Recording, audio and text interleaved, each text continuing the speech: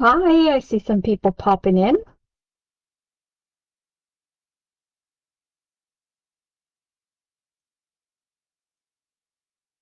Let me know who's here. And I'm just a few minutes early, so we'll give people a chance to come on.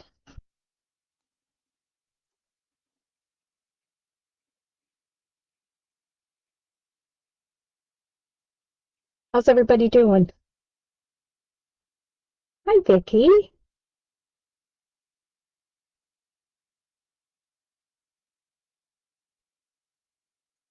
Last night's show Tell and Buy was exciting. There was so many products there that I wanted, and I did buy quite a few of them, just like all the rest of you. And I'm going to show you how to put a few of those to work tonight. I was excited when I seen a few of those products because I knew that they play nicely with what I'm going to show you tonight. Hey, Cindy. My comments are very tiny, so I'm squinting to see if I mispronounce a name. I do apologize.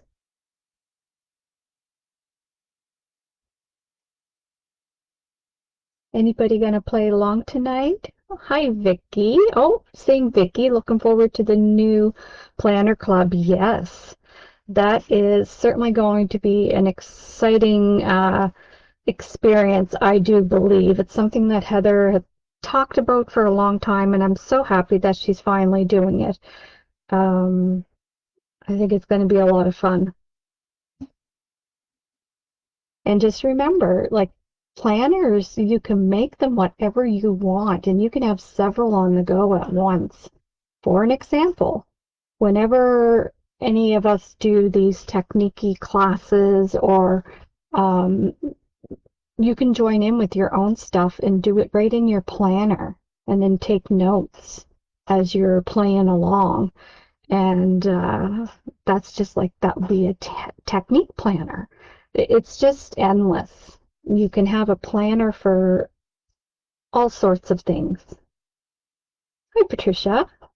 Nice to see you or see your name. I wish I could see you all. So we're going to have some fun using distress inks and a very, very simple technique. And I hope you like it, and I hope you find it as versatile as what I do. Hi, Leanne.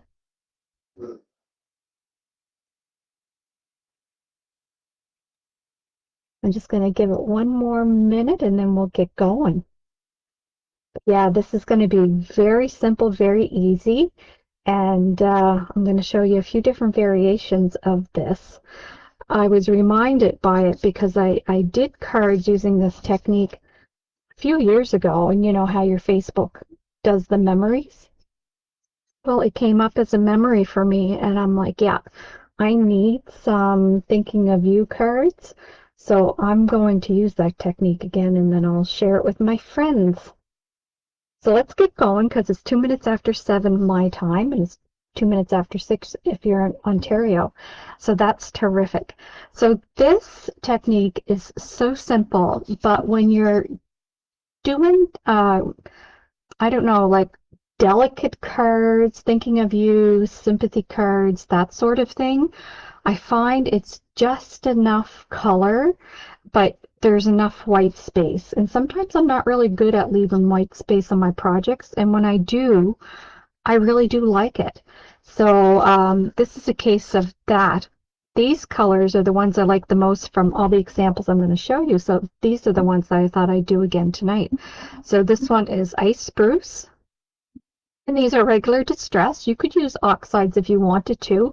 The oxides will give you a different print. I like just the regular distress for these. Rusty hinge. And this one is tumbled glass. So I just went through all my oxide inks and I picked out some of the softer colors. So we're gonna do this one. Now this sample is using peeled paint, antique linen, and dried marigold. So that's a nice variation. And I'll talk about all the other bits here in a minute, but I just wanted to show you the examples. And I'm going to do it on the smooth side of my watercolor. Depending on which side you use, you will get a different texture.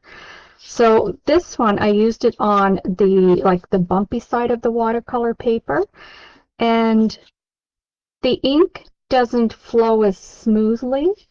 It kind of left, it just didn't flow as nice. So that's why I decided to go on the smooth side, even though this side is pretty too. So it's really up to you as to what look you want. So this here is, I have to look at my sheet.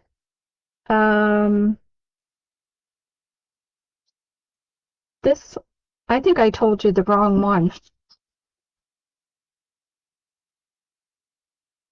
Victorian Velvet, Weathered Wood. Oh, I put them out of order. I'm sorry. But this is definitely peel paint. Maybe I did it twice. Maybe I did it twice, but I used one side I did the bumpy and the next side, because this is definitely peel paint. This is antique linen and this is dried marigold, so I must have used the same ones twice. And this one here is Stormy Sky, Spun Sugar, and tea dye. Scattered straw. Sorry, scattered straw. And then this one is Victorian Velvet. Pardon me. This one is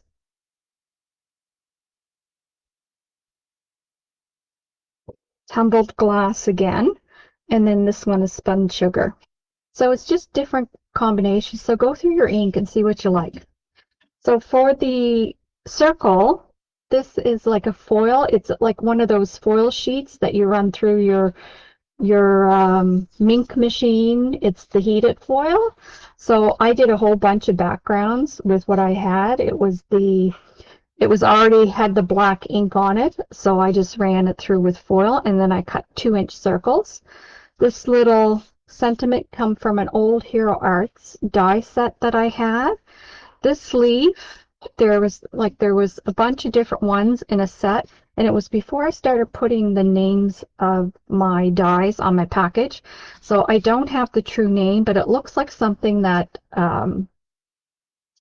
My Favorite Things or Lawn Fawn or something like that would come out with. So look for this kind of design, like a leaf. Now this one here was actually, when you cut through it, you could use the negative or the positive. So these are the positive pieces that I stuck back on the card. So that's just some idea. These little birds. So I was really excited when I seen the stamp set last night, and it was a sympathy stamp set, and it had the flight of birds. You don't get a whole lot of stamps with flights of birds like that are small enough for cards. Lavinia stamps used to make quite a bit of them, but not a lot of people carry Lavinia anymore. This was an old die set that I had that cut out, I think, 3 or 4 different shaped birds, but I ordered the stamp from Heather last night because that's going to be very fun. And then the die that I used to cut out the watercolor paper after we stamp it is one of my favorites from Elizabeth Craft, and it is called Stitched Indented Rectangles. So it indents the dots, and then it cuts the edges, and you have all kinds of dies in there, so you can do different layers, different layered look. So I think that's all the elements, and then these are just some sequins that I stuck on there. So let's get to it. So I'm just going to put my card to the side, and I'm going to put this over here because I'm going to use it here shortly. Now the other thing I did, after we're done stamping, and I did put it in my notes to have some colored pencils because that's how I did the shading. But tonight I'm going to try something different, and with you guys I'm going to use the inks to see if I can get some shading with a paintbrush. So you can definitely do this with colored pencils, but if you want the exact color as your ink, you can do it with the ink. So that's what we're going to do tonight.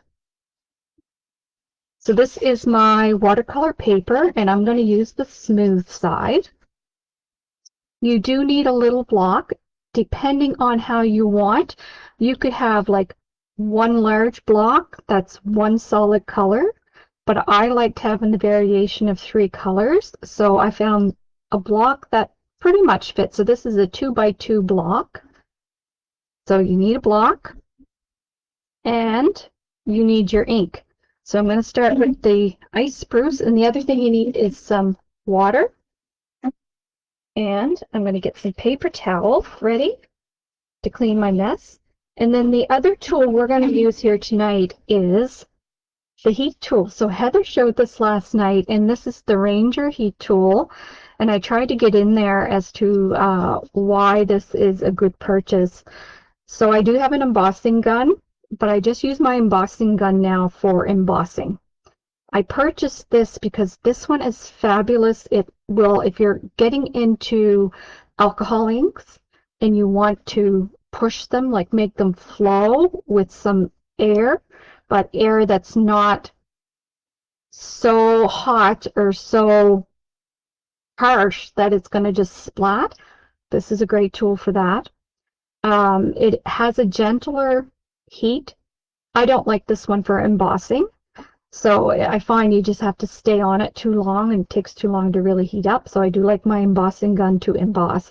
But this one I use to dry. I use it for my alcohol inks. So there's lots of reasons why I do like this one. And it is a good investment in my opinion. So let's get at it. So I'm using the ice spruce, and all you're going to do is you're going to push some ink down on your little block. So squish it around there. And if anybody is new to the Distress Ink line, I have some of my original packaging, my original inks since they started, and I haven't re-inked them. And I've used these inks a lot. So the next thing you're going to do is give a good spritz of water. And you're just going to put it on your watercolor paper, and you're going to squish it, smoosh it. And you can kind of see it going underneath the paper. Now I'm not going to squish it down so hard that it's going to squirt out, but I'm just going to kind of let it sit there for a minute to absorb a little bit in the paper. And then I'm going to lift it off, and you're going to see a nice puddle, and you can move that puddle around a little bit to keep it within its area. And if it gets over it, don't worry about it, because it's all good. And then you can even take your block and spread it a little bit if you want. But I kind of like that look. I'm going to clean this off. Hi, Nicolina. Nice to have you. So that's our first one, ice spruce. And then I'm going to go to the top. I'm going to use tumbled glass. Again, smoosh it down. Yeah, so when I say original pads, I mean original pads from the day that he started. So that's been a very long time ago. Going to give it, now move this away from your paper or else you'll have your other ink spreading. And it doesn't look like you really have anything down there. But then when you put it on your paper, you're going to get some subtle blue. And like I said, these are very subtle colors. They're not high pigmented colors. But that's kind of what I wanted for a thinking of you card or a sympathy card. Hi, Kaylee. All the gals checking in. I love it. So squish it down. You can pat it. Now this one's got a little bit more beadiness to it, but I'm okay with that. And then we're going to wipe it off. And then the last color, we're going to overlap right here. Now this may not look like a whole bunch of anything right now, but you hang tight because we're going to spruce it up. Pushing. Just checking. This block has a grid, and I don't want the ink on the grid side. I want it on the smooth side. It just helps it puddle a little bit more if it's not on the grid side. So we're going to give this a spritz.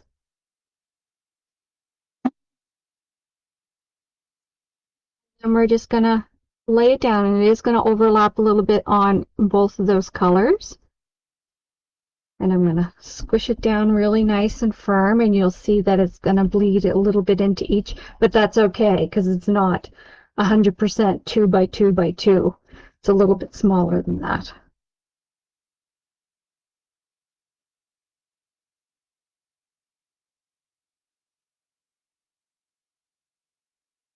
Now I am going to give it a little spritz.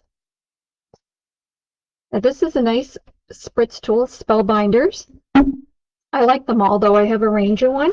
But the Spellbinders one, it kind of gives it a soft mist, but a longer mist. It's not just like a squirt. So I'm going to dry up my area here. You'll see the paper's got a little curl, but that will go down once we start heating it. So I'm going to use my heat tool, and you can see how quiet it is, and it's not so aggressive. So I just want to heat this up.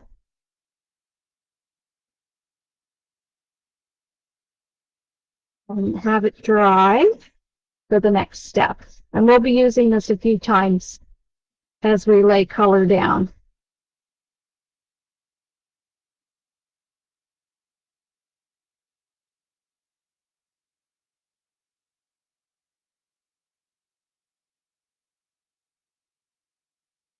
You can let it drip if you want. I do like that darker texture.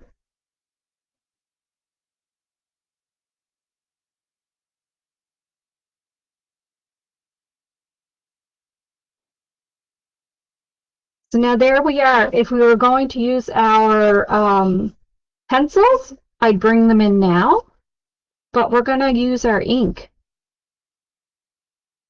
So I'm going to go back. I'm just going to wash off my little square here. So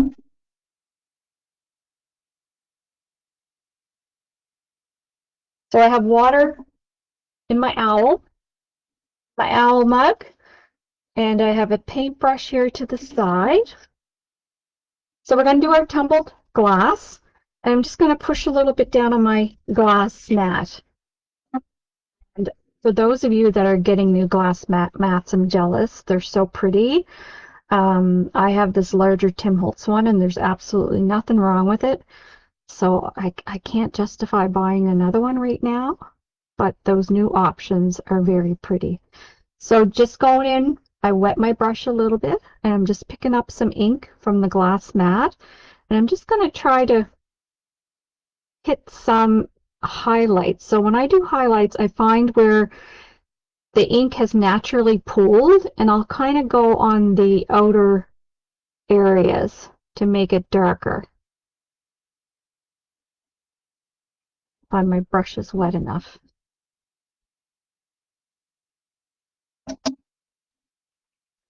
Now, if you have reinkers, you could definitely put a drop of reinker on your pad, and that would give you a higher intensity of color because the reinkers are very pigmented.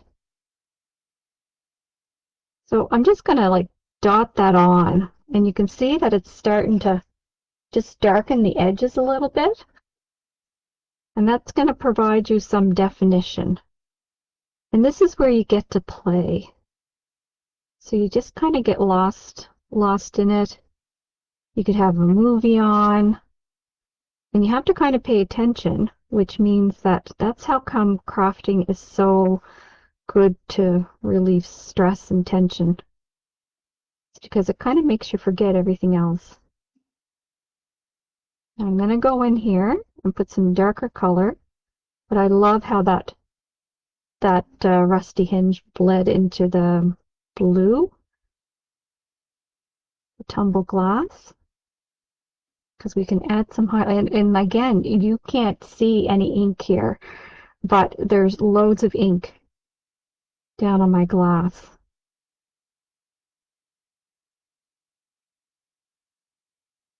So you could use whatever you wanted for this. You could use watercolor markers, pencils. Crayons might be a little bit tougher because they're They don't have a pointy edge.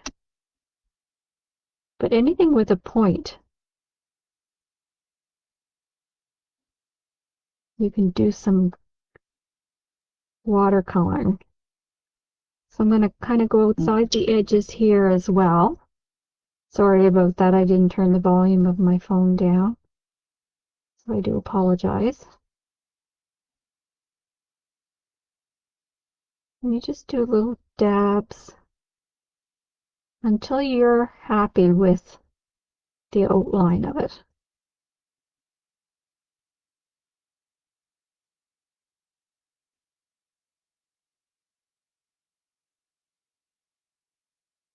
Now what I do when I do a bunch, like if I'm going to do this technique, which I did and I showed you, I'll pull out a bunch of different colors and I'll do all my inking, set them aside, and by the time I'm ready for this process, a lot of times the ink has already dried.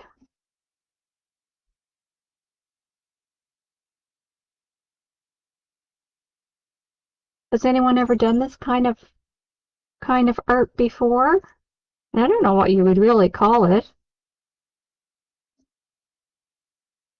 It's just a fun way to use your inks. I love the distress inks.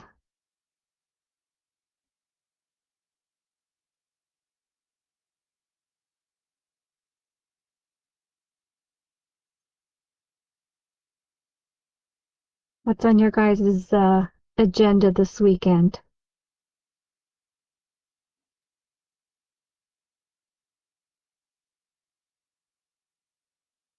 Believe it or not, today's the first day of spring, which is great. But it's calling for some snow here this weekend, right up until Tuesday, which I'm not looking forward to. Enough is enough. Okay, I'm going to finish up with the blue. I'm going to wipe that's left off the table. And then I'm just going to flip it around. We'll give that a chance to dry. And I might still come in with some coloring pencil, or I'll probably just wait and let that dry and then come in with some more blue just to darken it up a little more. This is the ice spruce. Oh, you can definitely see that down on my pad. You're organizing your craft room. It's a huge undertaking. Way too many supplies for the space. I know, but you know what, Michelina? I bet you can make it work. We are good at that. I think those of you that have been with me for a little while, I did a tour of my craft room a while back, and it's on YouTube. It's up on my YouTube channel if you want to go back to that. But it's a tiny space, and I moved from a house where I had the whole basement level to a room that's about 8 by 8. So when I tell you it can be done, it can be done. Now, yes, I had to downsize, but I'm much more intentional with using supplies. And there comes a time where I just know that if I'm going to buy the new stuff, then I got to do something with the old stuff.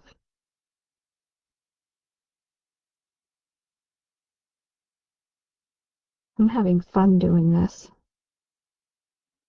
I know I can sit and watch other people do this. I hope you guys are getting some inspiration. And please pull out even just one ink pad and one stamp block and just try this. Doesn't matter what shape or size the stamp block is. Just try it. If you have the oxides, try the oxides to see what kind of look you're going to get.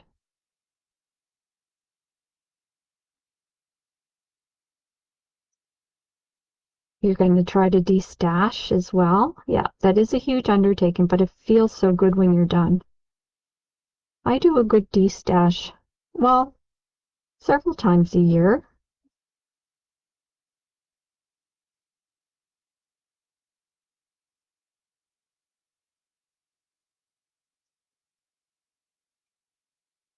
I'm going to come up here around the outside ridge a little bit.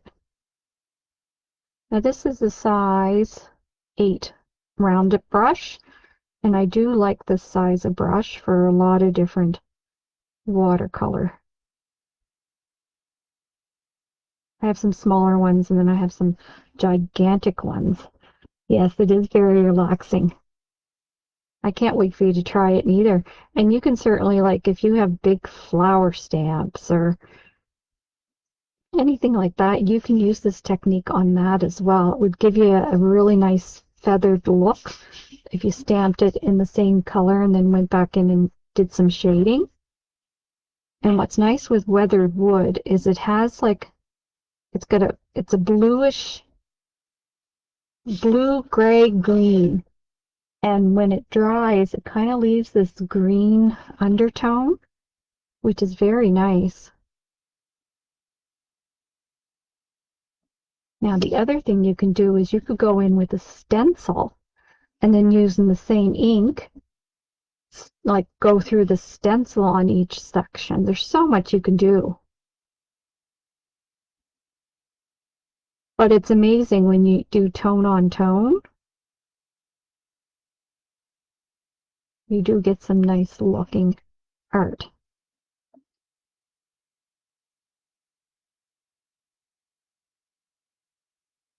I'm going to leave that one there for now.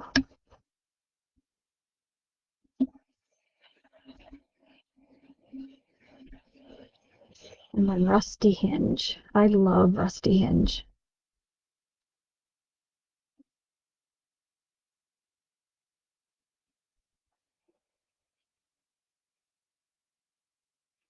Now this is an original pad, and look how juicy that still is. And I don't understand it. I've never re-inked this, and I've had it since he come out with his ink. So like when he would have produced this color, I started with his original 6 browns, and as he produced more colors, that I purchased them. So however many years ago, like I said, I don't understand how this works. I have some re-inkers. The ones I tend to use the most are the browns because they're my go-to colors, especially vintage photo. I just added some water in here just to make it a little bit juicier. But yeah, it's Ranger Products is very good. I love Rusty Hinge. It's one of my favorite colors. Is that weatherwood? Oh, sorry, did I say weatherwood? It's ice spruce. Sorry, I did use weatherwood on some of the other ones. This is ice spruce. Thank you.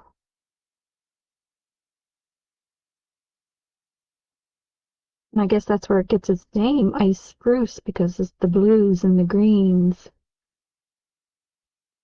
And I'm just choosing the areas that naturally went a little bit darker and just making them even a little bit more darker.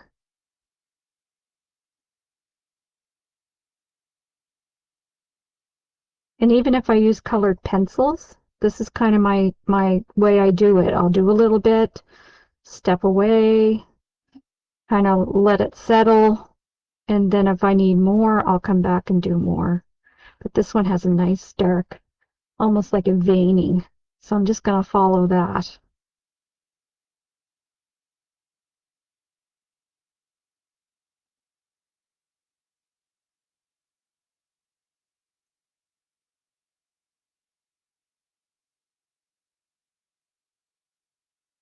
I don't do a lot of classes in the evening. I kind of lose mojo in the evening. But when I did this, I knew this is something I could do with you guys in the evening because really it's just, I don't have to do measurements. I don't have to be on my game that way. It's just sitting and really playing with the inks.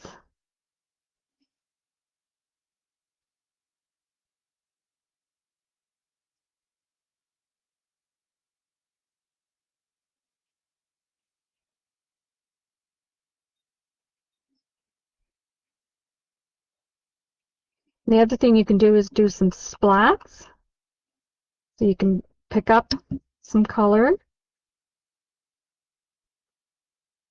It's too much. And you can just do some little tiny splats. pulling in some of that color. I just love the rusty hinge.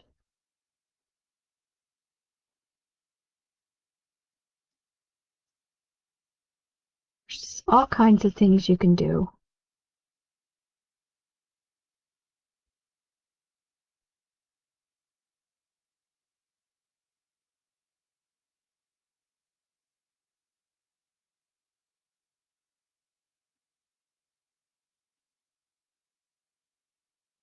Spritz.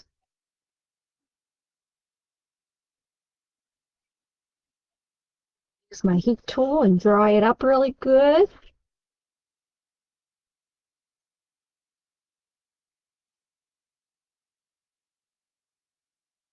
If you can pick up your paper while you're heating it, it's better because the heat will go through the paper and it will dry quicker than if you leave it flat.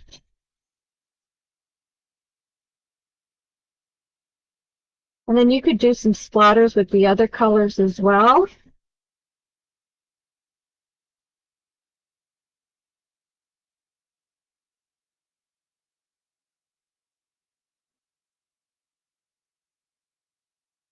I like that. What do you guys think? Like it's just nice, how nice and dark. Now I'm going to pull in a couple of coloring pencils and I'm going to just do a little bit more darker just to show you. And you can use any old coloring pencils. Sometimes though you don't get the exact color. That's why it's nice to do the ink. So for this one here, I'm just looking at my pencils.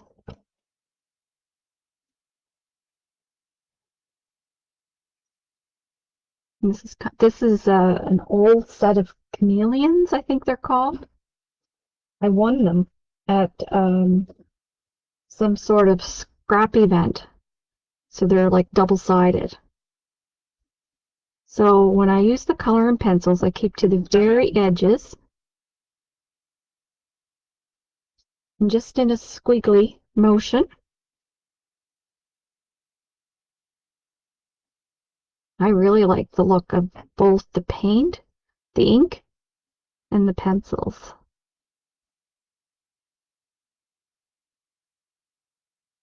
Just really gives it some more dimension.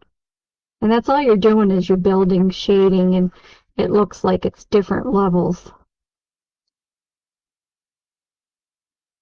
Yeah, I think you guys can see this quite well. It's just with a little bit of shading.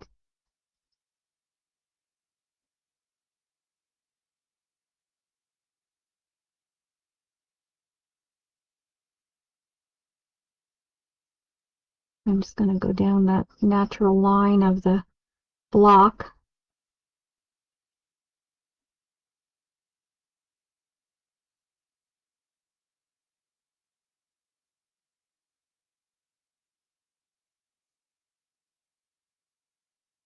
You know, handmade. I don't think people really understand the time you put into a handmade card.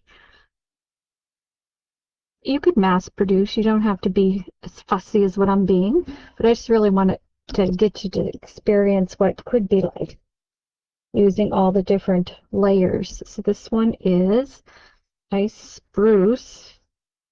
So I think I'm going to stick with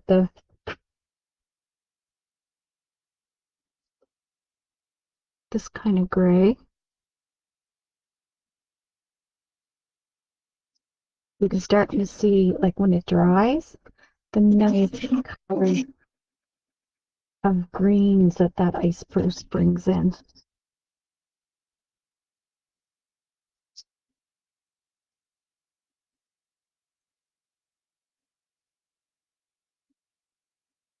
And you don't need a lot. Like, you just gotta do a few edges here and there. And all I'm doing is really a scribble.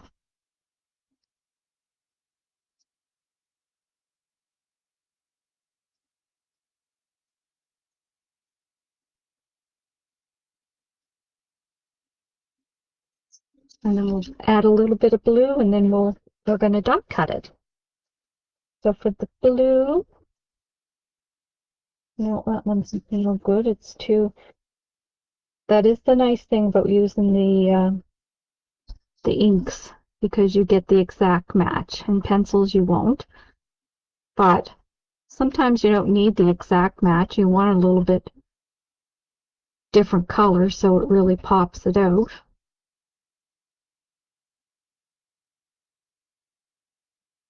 So keep the stuff in mind when you're doing your planners and you're trying to decide, well, what do I want this planner to be? Could be a technique planner. You could have a planner with just all of your ink samples. That would be cool. That's a great idea, actually. Like swatches of all your paints and inks, stains, like all the different liquid stuff that you have. That would be fun. And then just have that book with you. Be able to swatch out your colors. Are the distress crayons too heavy for this technique? I don't think so, Michelina. You just may not be able to get too fine, but if you scribbled the crayon on here and picked it up like paint, you're going to get a heavier body and a darker color, so that would be very nice, actually. If you went in just as I'm doing, like a pencil, then you'd have to kind of wet it to activate it. I think I'd be more inclined to scribble it on my glass mat and then pick it up. I do have all these crayons too, you know, and I don't pull them out as often as I should. Okay, I think you guys watched me color it long enough. So let me, and you're going to hear a noise, I'm just going to run this through my Gemini Junior.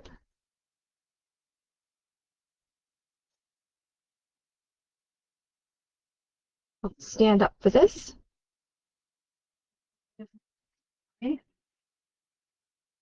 Plates for it. Right out.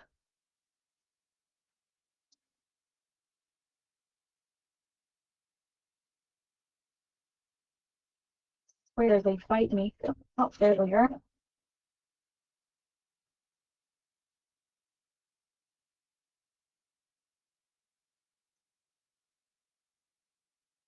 Hear it go through the machine, so hang tight.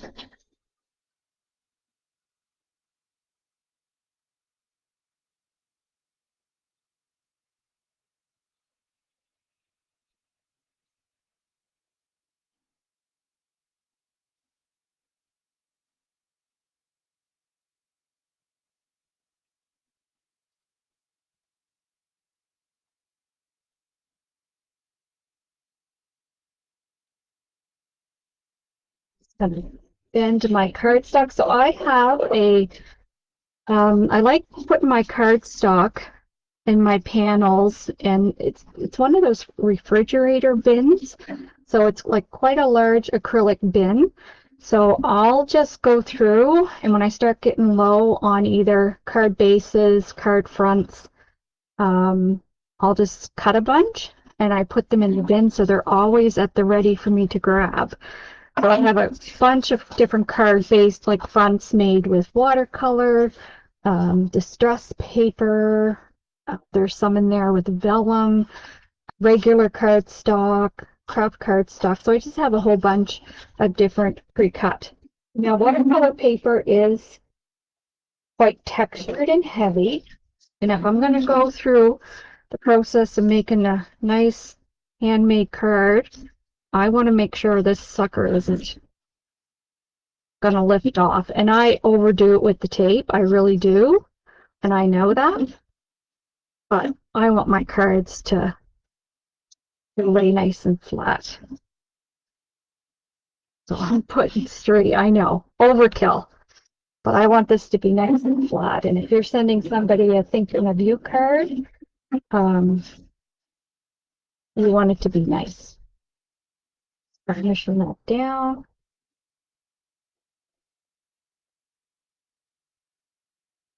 Yeah, I should pull out the crayons and do something fun with the crayons. And I just use my, this is the best tool. It's just an X-Acto knife to pull up the edges.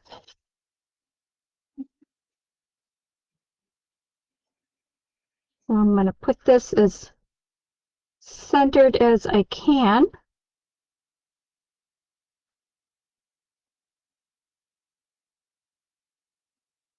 Varnish this down. I love that die. You see how it embosses the little circles? I love that. And then I've already die cut my circle and my leaf and my little um, birds, and I did my sentiment, so you didn't have to sit here and watch me do that. And I'm going to pop the circle up.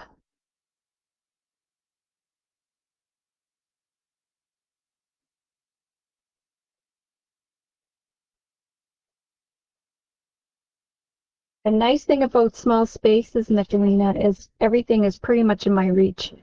Like all the stapled supplies that I use all the time.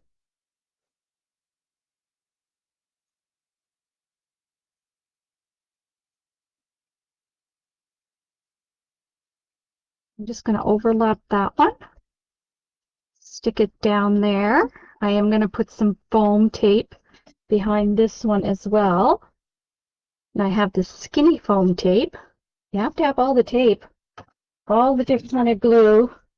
So like I used the Sukwang, I use pop dots, I'm using skinny foam tape, and you're going to see me using my liquid glue here in a minute.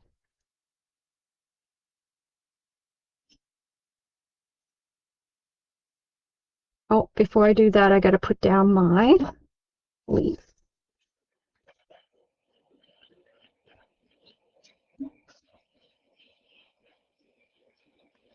So yeah, really look for dies that's just a leaf. Like I know Heather has all kinds, like a leaf or a stem or a tree, like it's something like that. They make just the most sophisticated and fine detail for sympathy cards or thinking of you, get well, like all those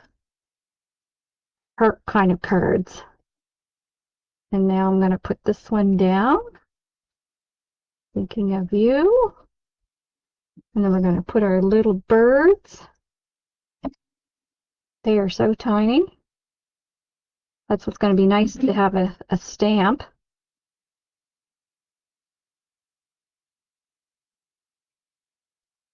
I got my tweezers here, but I don't use them.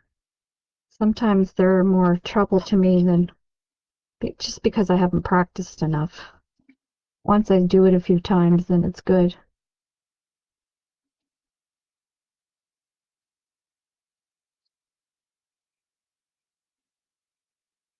Maybe one more. I like doing them in threes. I think that die had 4 different sizes on it.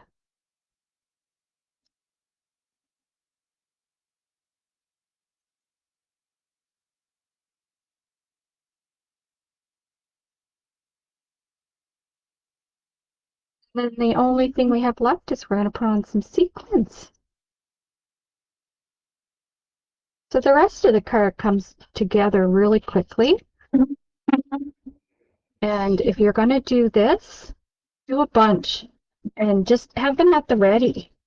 Like maybe you're not in the mood to really do a finished project, but if you do like a bunch of card fronts using this technique and sit them aside, and then when you need a card front for something like a sympathy or a get well, they're right there. And it makes it so much easier. So I do like working in threes. So I'm going to put a few sequins, 3 different spots, kind of like in a triangle. And I put my glue down first.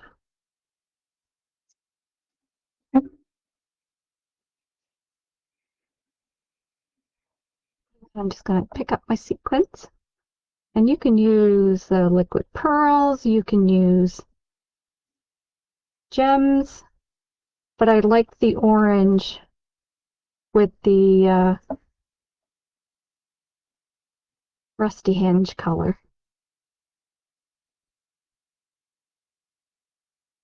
And that is it. So we made this beautiful card, showed you how to do this smushing with an ink block. Very easy, very low key. You cannot get it wrong. It doesn't matter what it comes out with. It's not going to be wrong. So I just hope you let yourself play. And like I said, it's a great technique just to sit down and do a bunch and just put them to the side. You may not create anything with them in that moment, but you might have them for another project. They'd be great to use to die cut different things out. So that's my share for tonight. I hope you guys enjoyed. And over the next couple of months, I'm definitely going to be watching and checking into the shows at night. And I'll certainly try to get on here and provide some content. But it's coming into the garden weather, and I'm a heavy gardener, but it will be. If the weather keeps like this, I might still be pushing snow off the deck in August. But there it is. You'll still see me around, that's for sure. Thanks, Carolyn. It is very fun. Thanks, Patricia. I hope you give it a try. And we'll chat with you guys real soon. Take care.